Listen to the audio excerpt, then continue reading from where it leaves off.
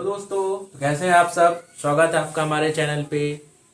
नाम दिख रहा है ना आपको, लर्न झारखंड। उम्मीद है आप बढ़िया होंगे और अगर चैनल पे नए हैं तो सब्सक्राइब करेंगे, ठीक है।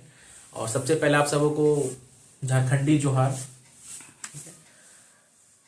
आइए आज हम लोग जो देखेंगे, आज हम लोग जो पढ़ेंगे, अब जो हिस्ट्री का जो नेक्स्ट लेक्चर जो हमारा चल रहा है उसमें एक छोटा सा पार्ट जो है बचा हुआ है। आज वो मतलब पार्ट खत्म हो जाएगा, ठीक है। इसके बाद हम लोग नेक्स्ट चैप्टर पर चलेंगे, नए चैप्टर पर चलेंगे। तो आज जो हम लोग देखेंगे दोस्तों वो ये है कि झारखंड जो है राजपूत काल में, राजपूत काल, आप कहेंगे जी हाँ राजपूत काल क्या है। जी हाँ, तो राजपूत काल जो है यह 800 से 1200 ईस्वी का जो टाइम पीरियड है इसे कहा जाता है राजपूत काल। इस राजपूत काल ही नहीं, इसे पूर्व मध्य काल भी कहा जाता है। पूर्व मध्य काल भी कहा जाता है। पूर्व मध्य काल मतलब early medieval period, early medieval period कहा जाता है। और इसे सामंत काल भी कहा जाता है, सामंत काल भी कहा जाता है दोस्तों। तो इस काल में झारखंड, इस काल में झारखंड, तो हम लोग जो पढ़ेंगे दोस्तों वो ये है कि इस काल में, है ना, पूर्व मध्य काल में कह दें या राजपूत काल कह दें या सामंत काल कह दें, इस काल में झारखंड का क्या महत्व था। इस काल में झारखंड का महत्व, इस काल में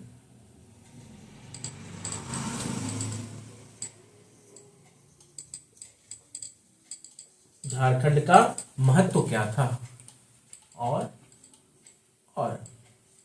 इस काल में झारखंड का क्या महत्व था। तो देखेंगे इस काल में जो होता है ना, तो पॉइंट नंबर 1 है कि इस काल में मंदिरों के निर्माण पर जोर दिया जाता है। झारखंड के संक्षेप में, है ना, झारखंड में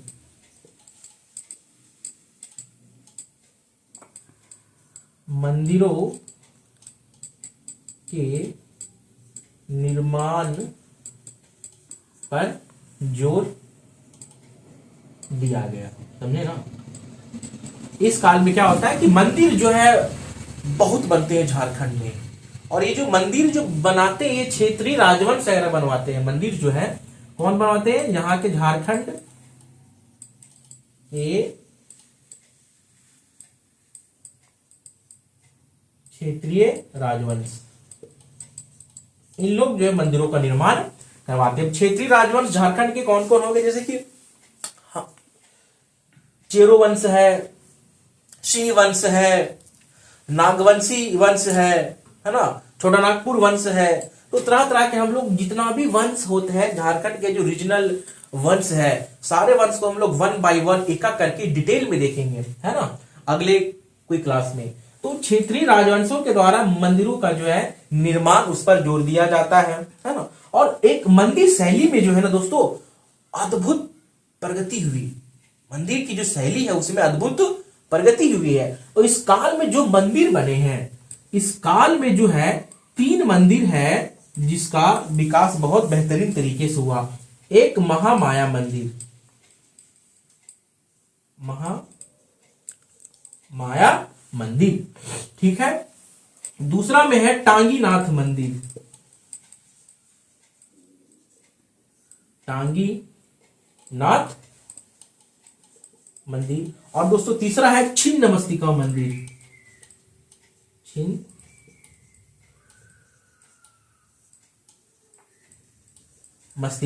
मंदिर। ये 3 मंदिर जो है पूर्व मध्य काल में डेवलप होते हैं। और ये जो 3 मंदिर है, महामाया मंदिर तो हमारा हो गया गुमला में,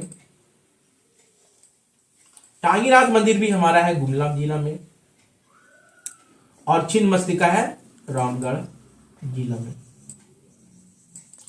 दोस्तों 1 बाय 1 देखते हैं ये जो मंदिर बने हैं इनकी क्या क्या खासियत है, कौन बनवाए हैं, ठीक है। तो 1 बाय 1 हम लोग पेज को फ्रेश करके देखते हैं। सबसे पहले देखते हैं हम लोग महामाया मंदिर, बहुत ही फेमस मंदिर है झारखंड का दोस्तों, महामाया मंदिर कभी मौका मिले, अगर आप गुमला तरफ घूम रहे हैं तो महामाया मंदिर जरूर जाइएगा। महामाया मंदिर के अलावा गुमला में जो अभी हमने देखा टांगीनाथ मंदिर, बड़ा बेहतरीन मंदिर है, अभी उसको भी देखेंगे आगे, है ना। मैं तो नहीं गया हूँ, लेकिन मुझे मौका मिलेगा गुमला तरफ कभी जाने का तो हर हाल में अवश्य जाऊंगा महामाया मंदिर और टांगीनाथ मंदिर। देखते हैं महामाया मंदिर, टांगीनाथ मंदिर के बारे में क्या क्या हमारा कीवर्ड्स है। ठीक है दोस्तों, पहला बात कि महामाया जो मंदिर है इसे हापा मुनि मंदिर भी कहा जाता है। हापा मुनि मंदिर भी कहते हैं, क्योंकि इसे हापा मुनि मंदिर इसलिए कहते हैं क्योंकि यह मंदिर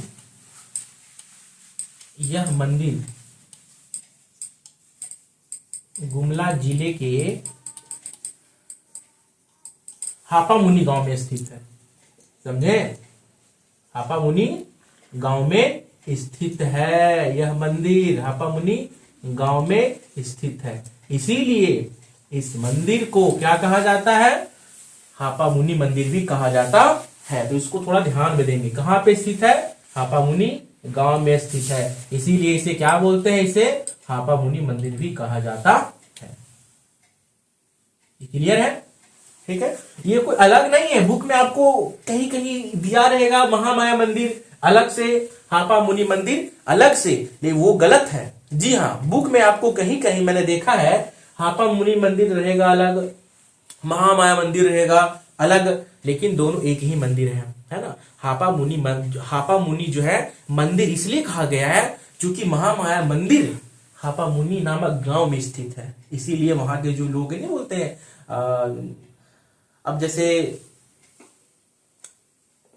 देवघर जिला में बैद्यनाथ धाम है, बाबा बैद्यनाथ की मंदिर है, लेकिन हम लोग क्या बोलते हैं, देवघर मंदिर जा रहे हैं, देवघर मंदिर जा रहे हैं, देवघर मंदिर जा रहे हैं, है ना, बोल बम जा रहे हैं। उसी प्रकार इसका जो नामकरण हो गया है ना, गांव के नाम पर। ठीक है, आइए दूसरा जो इसमें है कीवर्ड वो है मंदिर का निर्माण। दोस्तों, इस मंदिर का जो निर्माण है वो नागवंशी शासक गजघंट राय ने करवाया था। कौन? गजघंट राय, नागवंशी शासक गजघंट राय ने कराया।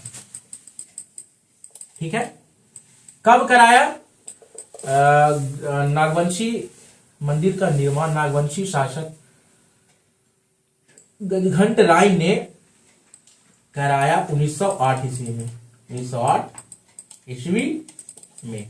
ठीक है, सॉरी 1908 नहीं, 908 ईस्वी, माय मिस्टेक, 908 ईस्वी में कराया। कौन कराया? गजघंट राय।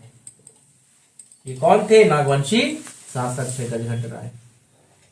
ठीक है दोस्तों, उसके बाद हम लोग देखेंगे प्रथम इस मंदिर का प्रथम पुरोहित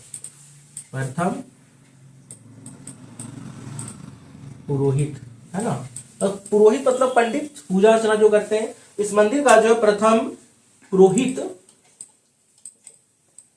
एक मराठा ब्राह्मण थे, मराठा ब्राह्मण थे, जिनका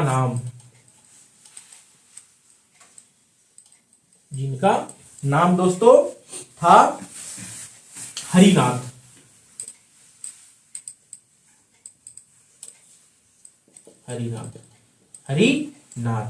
तो प्रथम पुरोहित एक मराठा ब्राह्मण थे, है ना, जिसका नाम क्या था? हरिनाथ था। ठीक है, उसके बाद हम लोग जो आगे देखेंगे, नागवंशी राजा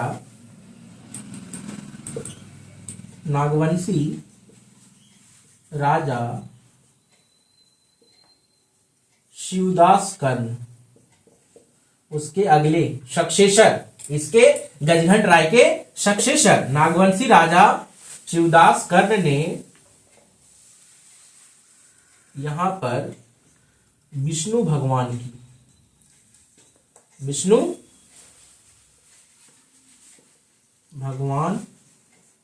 की एक प्रतिमा स्थापित करवाया। प्रतिमा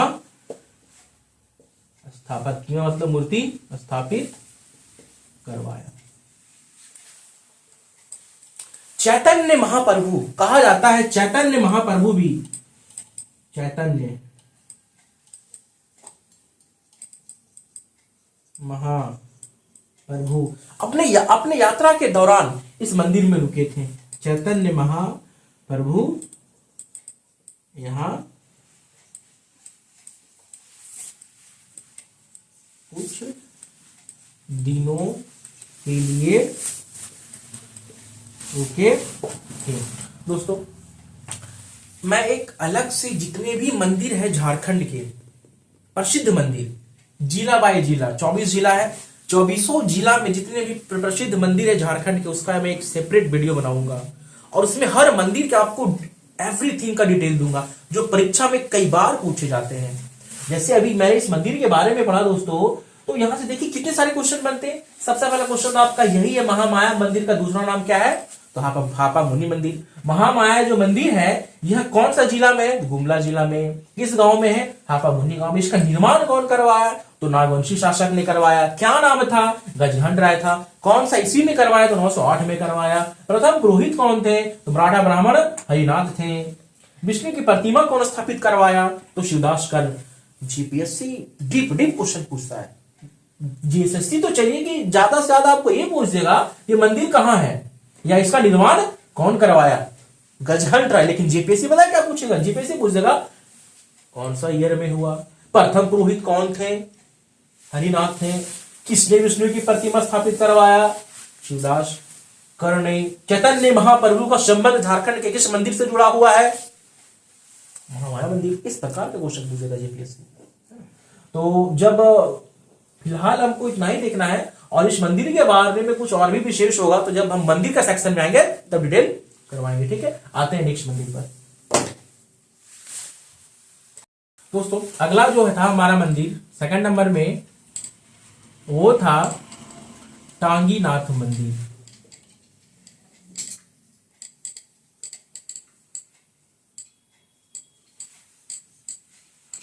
टांगीनाथ मंदिर। दोस्तों, टांगीनाथ मंदिर जो है तो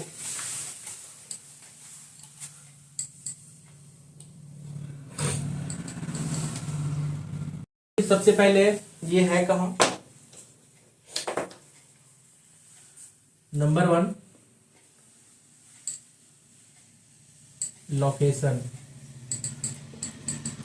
लोकेशन इसका है गुमला जिला।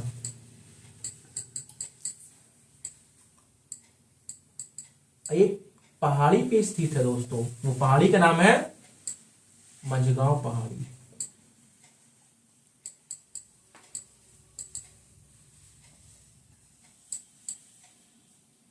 मंझगांव पहाड़ी, ठीक है। उसके बाद इसे भगवान परशुराम का तपोभूमि कहा जाता है। भगवान परशुराम का तपोस्थली या तपोभूमि, तपोस्थली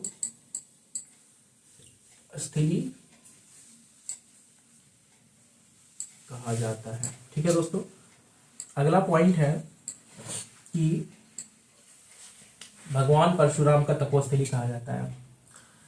भगवान परशुराम का पद चिन्ह यहां पे मौजूद है। पद चिन्ह यहां पे है, ठीक है। उसके बाद भगवान परशुराम का फरसा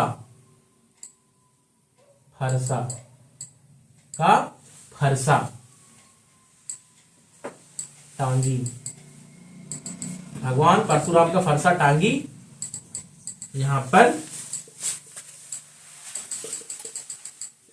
आज भी मौजूद है।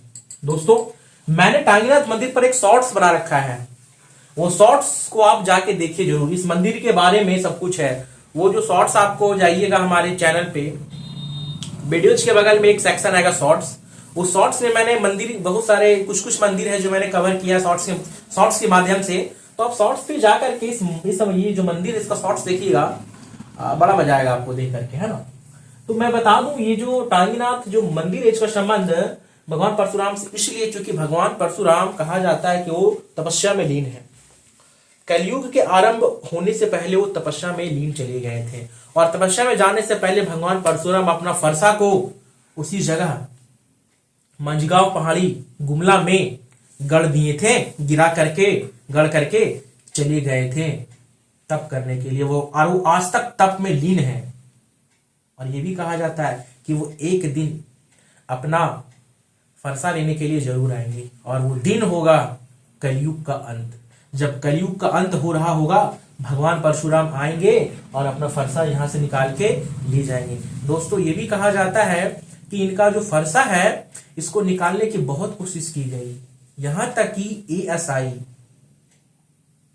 आर्कियोलॉजिकल सर्वे ऑफ इंडिया ने भी फरसा को भगवान परशुराम यहां पर आएंगे और फरसा ले जाएंगे। और यह भी कहा जाता है कि आर्कियोलॉजिकल सर्वे ऑफ इंडिया ने एक बार यहां इनकी फरसा को निकालने की कोशिश किया, परंतु जैसे ही जमीन को कोड़ा गया वहां से काले काले बिच्छू निकल आए, काले काले अजीब तरह का एकदम चारों ओर से कीड़ा निकल आए।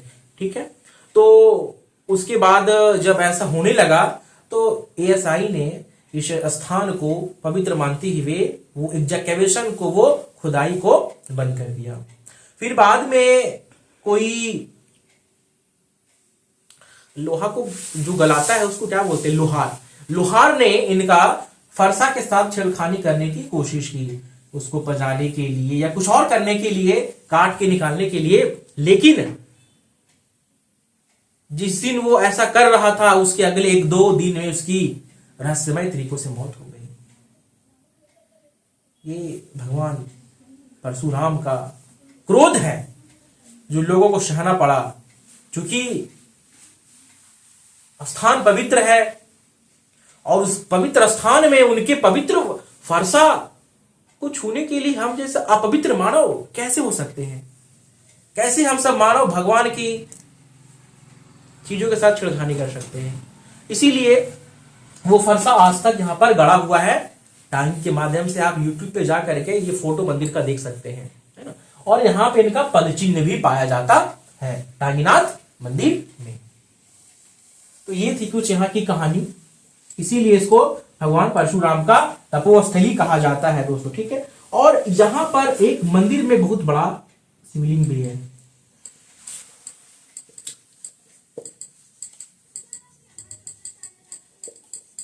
बहुत बड़ा शिवलिंग भी मौजूद है।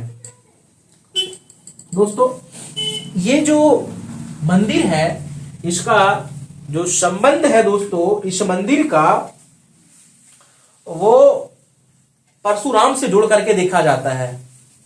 ठीक है, यही इकलौता जो है मंदिर झारखंड में नहीं पूरे भारत में, भारत का इकलौता मंदिर है ये जिसका संबंध परशुराम से जोड़ा जाता है। और यहां पर जो है दोस्तों पाशुपात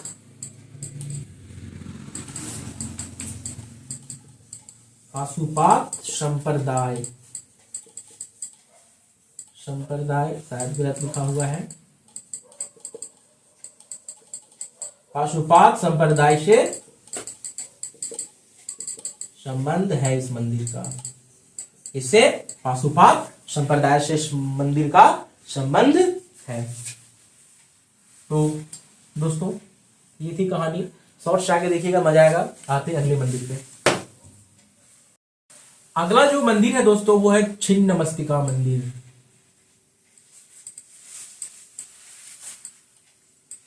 आप लोगों में से बहुत सारे लोग इस मंदिर में गए होंगे, छिन्नमस्तिका मंदिर। और अगर नहीं गए हैं तो फिर समझिए कि झारखंड में रह करके आप बहुत सारे चीजों से दूर है। अगर झारखंड में है तो छिन्नमस्तिका मंदिर जरूर विजिट कीजिएगा। ये सिर्फ झारखंड ही नहीं, आउट ऑफ झारखंड फेमस है, आसपास के स्टेट्स में छिन्नमस्तिका मंदिर क्यों है आपको पता चल जाएगा आगे।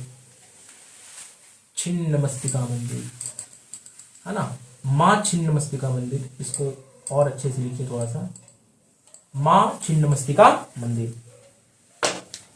सबसे पहले ये मंदिर है कहां, तो रामगढ़ राज्य, सॉरी दोस्तों राज्य नहीं, टाइम स्लिप, रामगढ़ जिला के, रामगढ़ के रजरप्पा में है, रजरप्पा में स्थित, रजरप्पा में स्थित, ठीक है। उसके बाद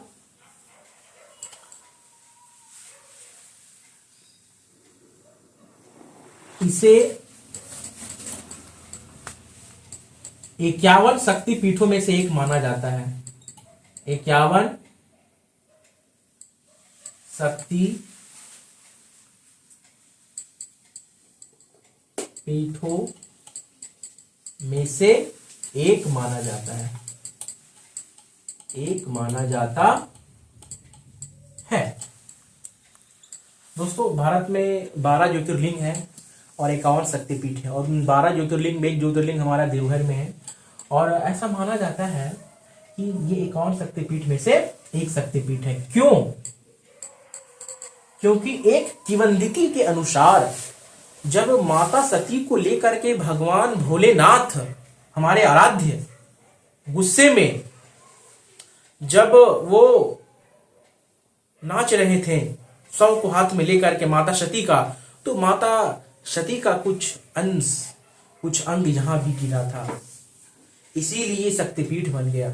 और जहां जहां उनका अंग गिरा है वो स्थान शक्तिपीठ में परिवर्तित हो गया है। एक तो ये है किंवदंती, और दूसरा ये है कि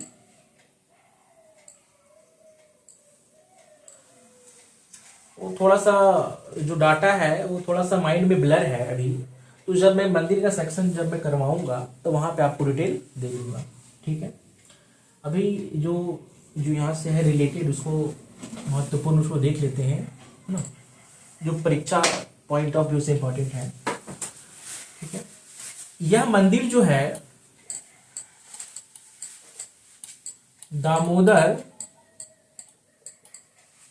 प्लस भेड़ा नदी के संगम पर स्थित है, दामोदर प्लस भेड़ा नदी के संगम पर स्थित है। बहुत इंपॉर्टेंट है जीपीएससी के लिए भी और जीएसएससी के लिए भी, ठीक है दोस्तों, है ना। दामोदर प्लस भेड़ा नदी के संगम पर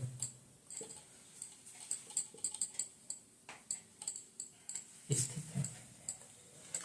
इसे छिन्नमस्तिका मंदिर इसलिए कहा गया है क्योंकि यहां पर मां काली का, यहां पर मां काली का धड़ से अलग, धड़ से अलग, धड़ से अलग सर, धड़ से अलग सर की भांति मूर्ति स्थापित है, की भांति मूर्ति स्थापित है ना। धड़ से अलग सर की भांति मूर्ति स्थापित है, छिन्न मतलब माता काली का सर है मतलब सर नहीं दोस्तों, है ना, इस प्रतिमा में। तो इस प्रकार की जो मूर्ति यहाँ पर स्थापित है, ठीक है।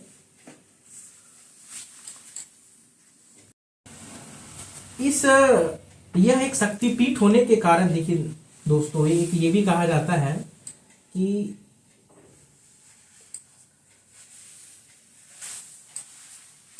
यह मंदिर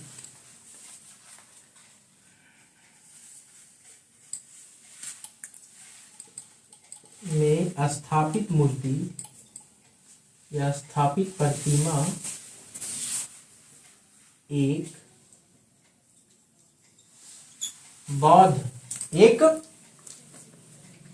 बौद्ध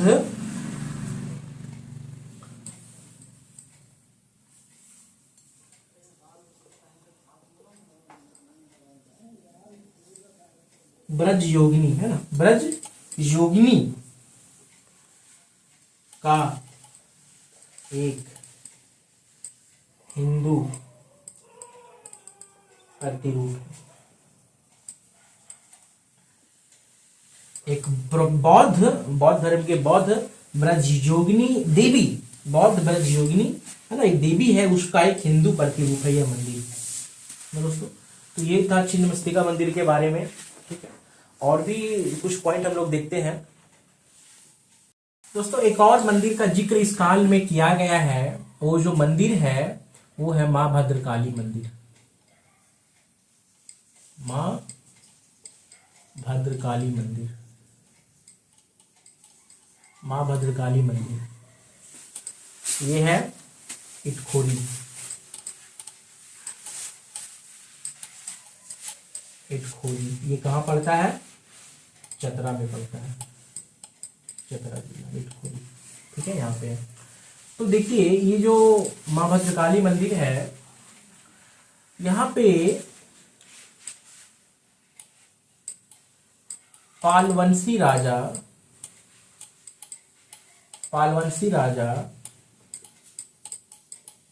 महेंद्र पाल के कुछ शिलालेख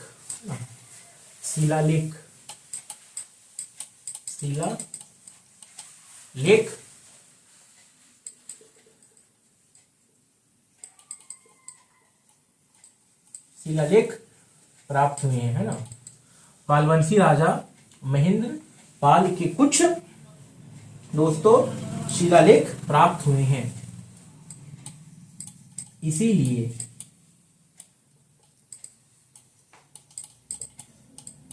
इसलिए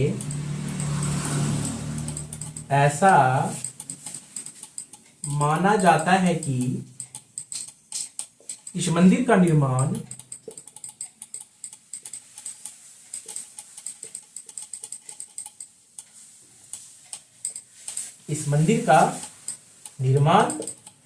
पाल वंश ने कराया है।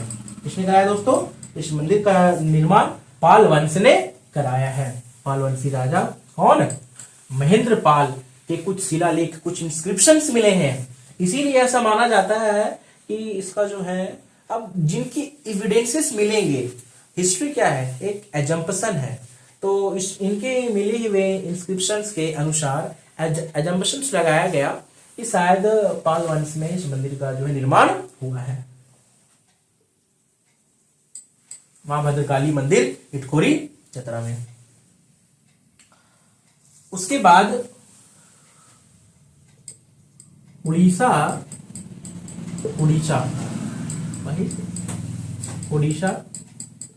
के राजा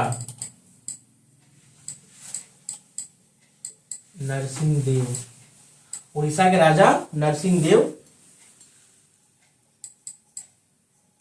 सेकंड ने खुद को झारखंड का राजा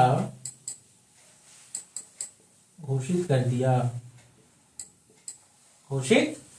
दिया। ठीक है, और इन्हीं के द्वारा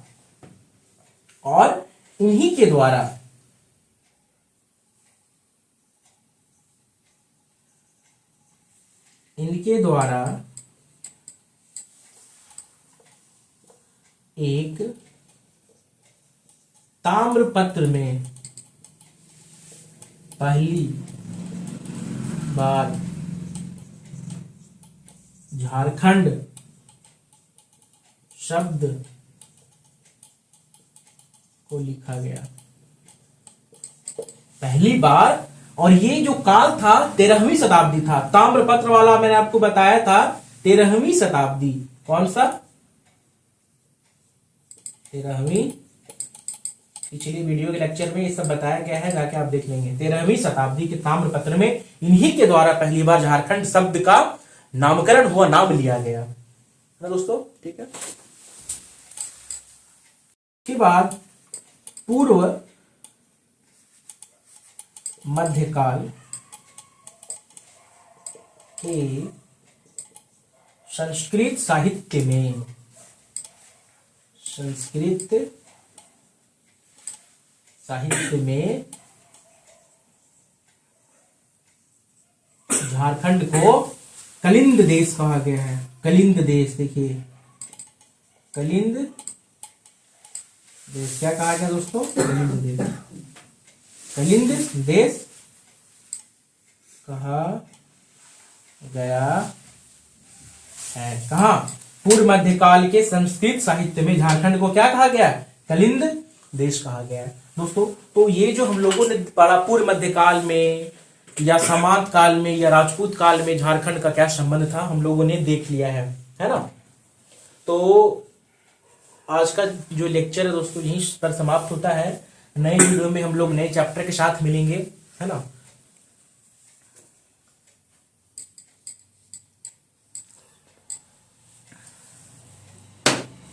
और अगर आप नए हैं तो ध्यान देंगे मैंने क्या कहा है, और बने रहेंगे हमारे चैनल पे।